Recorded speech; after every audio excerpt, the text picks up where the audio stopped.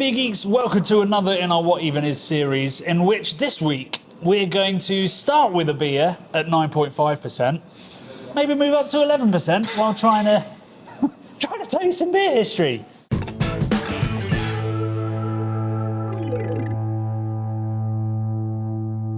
Right, so Bradley, it's the Belgian Tripel. I can tell by the glassware, mate, alone. Look at that, the ridiculous glassware. You could kill a monk with that, couldn't Wow, you? you certainly could. Chalice, if ever I've seen one. So this is the Tripel, which is effectively, it's kind of like the IPA of Belgium. Yeah. Like, the Belgians are sick of these things. The IPA of Belgium, I love it. But we still love them everywhere else in the world. Yeah. And with good reason, because I genuinely think that some of the beers on this table are some of the best beers in the world, and we're going to start with one of them. We'll start with the original.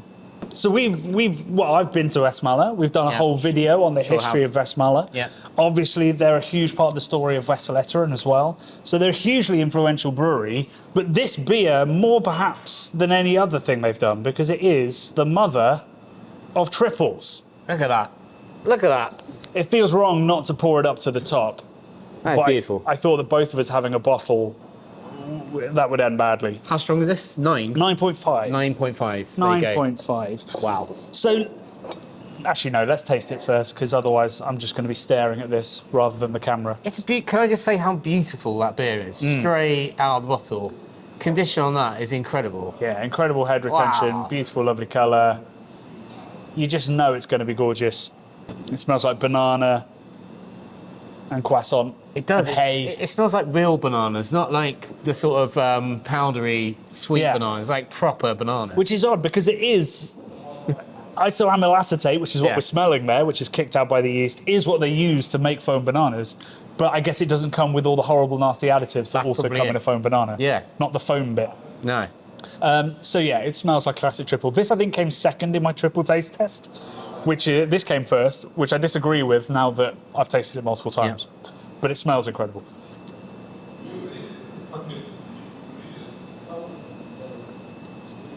Ah, man alive. So it explodes and then melts.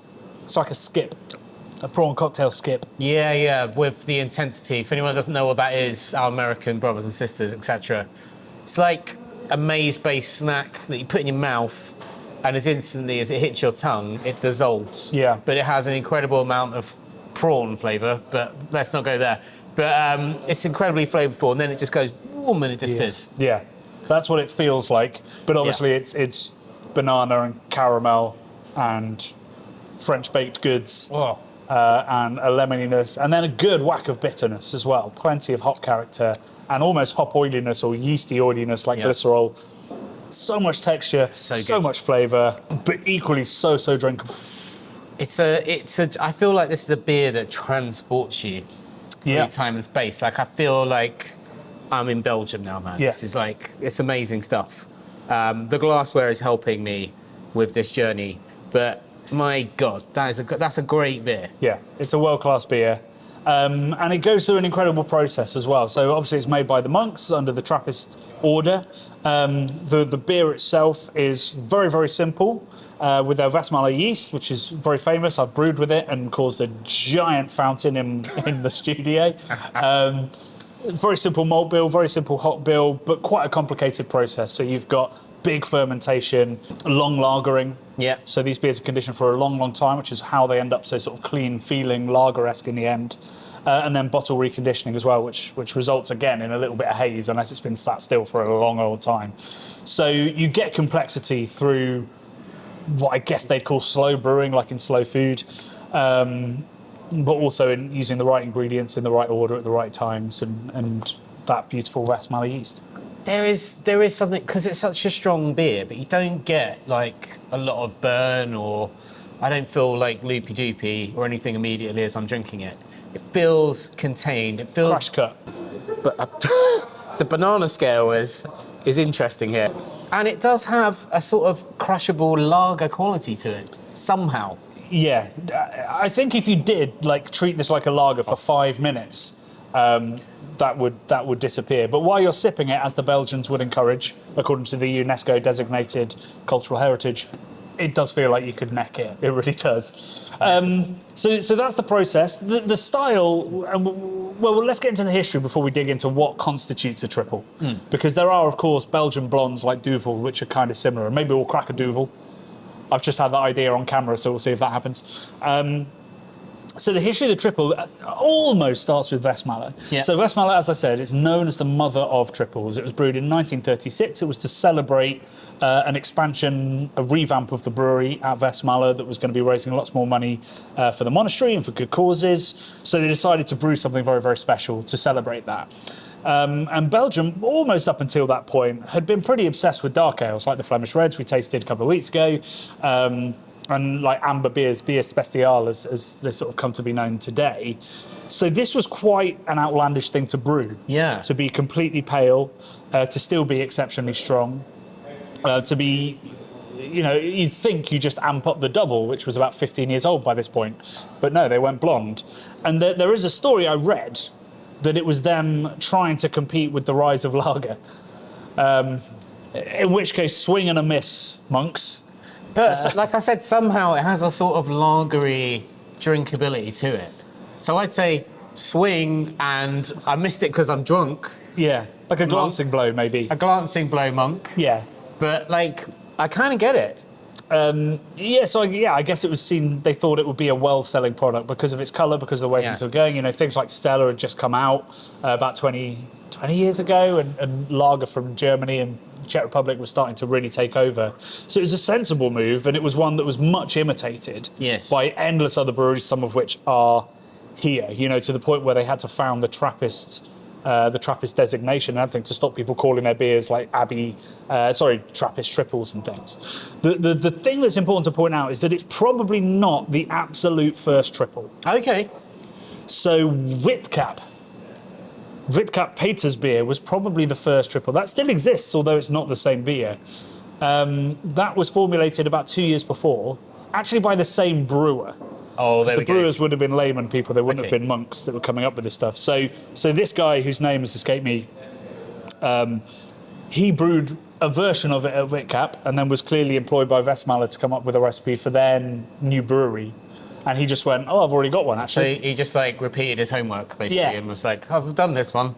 I'll just copy and paste. So it's kind of interesting that, that beer has faltered to the point where it's a different beer now, but also it's interesting that Westmalle was the one that got the plaudits, that made the cultural impact. Yes. And I think that's partly because you still get that joy of being like, wait, what? Monks brewed that? Yeah, it's wild. It is marketing you can't make up. They brew some of the strongest beers in the world, and they're monks. Certainly did at the time. Yeah, it's a mad idea when you think about it. Well, it's important to mention, like at Wesselletteren, where they make their 10.6% beer. The monks don't drink that, so they are making it because they think the lay people want to get drunk, I guess. Yeah. But the fact that they're making these big, bold, mad, strong alcoholic beers. They drink wine at communion. Maybe we shouldn't be so surprised. Yeah. But what they result in is honestly one of the most important and delicious beers ever made. And like I say to America, whenever Americans in the comments complain about IPA, I'm like, you have it so good and you don't know. You don't know how good your IPA culture is. It's a bit like in Belgium. Yeah. I get it when a contract brewery comes out with another triple. And you're like, we don't need another triple made by the same people with a different label on it. But I really hope that triple as a style never struggles, because it's stunning and it's beautiful and it's perfect. But we're kind of lucky, with our geographical location. Like you say, in America, they're so lucky with the IPAs and just the wealth and the breadth of that scene that's going on there. We can get access to this stuff in Europe. It's not that expensive. Yeah. And it's amazing. Yeah, absolutely. And, people often ask me, why is Belgian beer never taken off in the UK? It's never fully taken off because of the strength, although it had its moments. The reason UK breweries don't make it is because it's so cheap and so good from Belgium that it's a real struggle to compete. How would you compete? With something that has nearly 100 years of heritage. I hope the craft beer channel's still going in 2036 when we can celebrate the centenary of Westmalle Triple. I thought you were going to say in 100 years' time, Johnny, for a second there, and I was like, are we going to be sort of like brains in jars? I couldn't quite figure out how we were going to do it. But it'd be beer, not water, that the brains are in. Pickle juice. Pickle juice. Picklebacks. Lambic. Lambics. Lambics. There we go. We got that. All right. So shall we? I think we should maybe have a Duvel and see if it's any different to the Tripel, because that is technically a strong Belgian blonde. So magically glasses appear, and so does a Duvel. So Duvel, devil, wasn't originally called Duvel. It was originally called Victory Ale. Victory Ale. It's brewed in 1923. So the story that it was to celebrate the victory of World War One Right. doesn't quite stack up. There's the dates are a bit A little off. bit late on it, unless it was like a 5-year anniversary. Also, one of the owners of the Duvel Mort Gat brewery at the time was called Victor. Ah, They may there we have go. played around there. Probably where it's come from, right? Yeah, there's a couple of ways that it could have gone. Most amazing fact, it was an amber ale until 1970. So Okay, something's changed. yeah, exactly. So clearly they saw the success of the Tripel. Yeah. And decided to make it a blonde beer, as you see happening. Well, Fat Tire over in America most famously has become a blonde beer now. So this is not a triple. What is this? So this is a strong Belgian blonde. If you listen to BJCP, I used to date a strong Belgian is that blonde. all you had after all that time? Oh dear. So if you go online and look at like forums, you look at Rate Beer, there are people that are telling you that these are vastly different styles. That only a Yes. fool would call them the same. Yes. Let's see if that's true. I mean, looks-wise, hazy. Yeah, I mean that comes from the re-fermentation in Yeah, bottle. yeah, yeah. I'm sure there are bottles re-fermented of strong Belgian blonde, so you shouldn't judge too harshly. But that, I mean, No. it's a more golden colour. Yes. This is a lighter, lagery Lighter, looking for sure, kind of yeah. colour, less kind of rich gold. Let's see what the aroma's like. Just been drinking that. Yeah, I know. There's a It's bit hard. of that going on. It's hard to. It's not as good a beer. It's not as good. It's a much lighter aroma. It's a much, I would say, for want of a better word, crispier, waterier, lighter, fresher. yeah. It's less intense. All of those things. Yeah. It does feel like a liquored back kind of version of a triple. Maybe a touch hoppier. You know, it's less yeast dominant. It's more like there's going to be some bitterness here. There's going to be some hedgerow and fruit as well. Like there are hops in this beer. Whereas this one, it's all kind of bitterness really, Yeah. rather than aroma from those hops. So there's a subtle difference. Not much difference in the alcohol content. No, so 1% difference. Yeah. Okay. Crispier. Yeah, it's less full-bodied, it's less oily. There's a lot less fruit to it. Way less complicated. There's even more of a kind of lager-like finish to Yeah, it. It for does sure, feel lagery. very, very quick drinking. And while the Westmalle, it doesn't burn, it doesn't have alcohol, it has no heat to it, but you know it's a strong beer. Yeah. This one even more. You know, if you told me that was 6%, I believe you. Yeah. So you could get in trouble with this beer. Big time. And to me, that's the only difference. You know, the ingredients are probably very similar. On the brew sheet, they probably look a little bit similar. But for me, the difference between a strong Belgian blonde and a Belgian triple is the intention. So one is to make a heady, exciting, all-encompassing sipping beer. Yeah. And a Belgian blonde is, a strong Belgian blonde is to make something that, you know, is a big beer, and you'll probably only have one of them, but it is an easy drinking beer. It is something you won't have to think about or stop. Yes. It's something you could have while you're cooking, while you're eating. Westmalle, you might want to do some beer and food matching with it, but it demands your attention. Oh, big time. I would say from like a sort of textural perspective, the carbonation on this is like way more intense. But the body on this is almost like syrupy. Whereas this one, you know, it's a rougher carbonation, and it's fresher for that. Yeah. But it's not as It's thinner. comforting and Thinner, more lagery. experiencey. Yeah, exactly that. So, yeah, I don't really buy any of the BJCP kind of stuff around these big differences, or even really historical differences, because I think that probably when they moved to blonde, they were trying to ape this kind of beer. But the intention of it was to brew something. It was a drinking beer. Westmalle Triple is not a drinking beer; it's a sipping beer, Yeah. and you love it for that. Danger drinking. Yeah. So I think that really is the main difference when it comes to what we're drinking today. Do you know what as well? I was a bit harsh when I sniffed this. That's a great beer. It is a great beer. It's a great beer. Yeah, but it's not as good. But it's a totally different beer. Yeah. But it's still a great beer. Mm-hmm. And a more, dare I say, a more sensible beer. Yeah, I'm not sure it is. In the context of this video, I'm not sure it's it a is more sensible beer. It's still not a sensible No. beer, Johnny. No. The Belgians are mental. So we've only got 2 more videos to shoot today. So I thought, while we're on the low ABV stuff, should we have one more? Yeah, what could go wrong, Johnny? What could go wrong? So we'll try something from the New World. We'll see love it. what the Americans have made. Yes, because we were talking, you know, this is a Belgian thing. But like, I want to see what Allagash, I think we've been to Allagash. We have What a indeed. brewery, Johnny. Like, I feel like they really respect the ingredients, the processes. They've got a sort of European approach to making beer, I think. Yeah, I mean, if I was going to trust a brewery to make a great triple from Yeah. America, it would 100% be Allagash. Colour's spot on, really, isn't it? Yeah, it's pretty much spot on. Maybe a touch less hazy, less sort of less hazy, for sure. less yeast character in the bottle. Let's see if it's on the nose. It's quite complicated. It's kind of I don't even know what I'm smelling. darker banana, caramelized banana almost. Right, okay. Maybe a barbecued banana. Barbecue. Oh, so you're getting a little bit of. No, Maybe I'm not like- getting the smoke. It's just when you said caramelized, I was like, Oh, but I'm not getting smoke. I mean more like a blowtorch with a bit of sugar Yeah, than yeah. the barbecued with a bit of chocolate stuck in the slits kind of vibes. Oh, that sounds good, though. Yeah. So yeah, it's actually somewhere in between these two. It is. I think maybe there's an acceptance that American drinkers want something a little bit more familiar, a little bit Drinkable. more lighter. Yeah, exactly, Yeah. and drinkable rather than sippable. But it's got that banana character. It's got a little bit of hoppiness to it, but not a huge amount.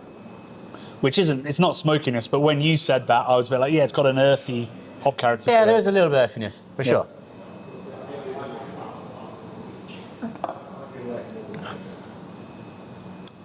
Way drier than the other two. Yeah. Way drier. And it feels like this bottle has a little bit of age on it, I think, 'cause it's got a little bit of that kind of slightly soft caramel that can come from aging in really hoppy beers.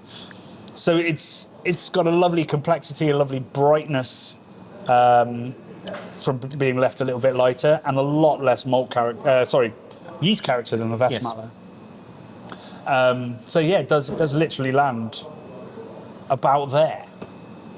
Yeah. I'd agree with you. 100%.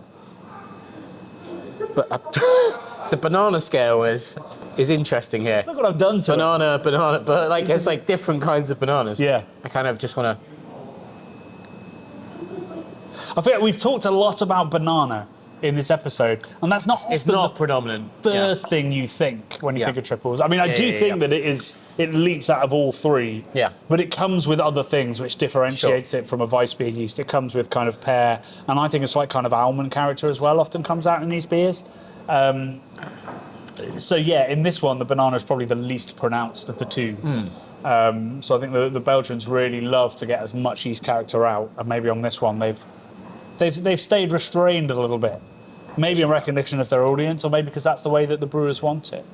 But I would say that these do feel like triples, and that does not.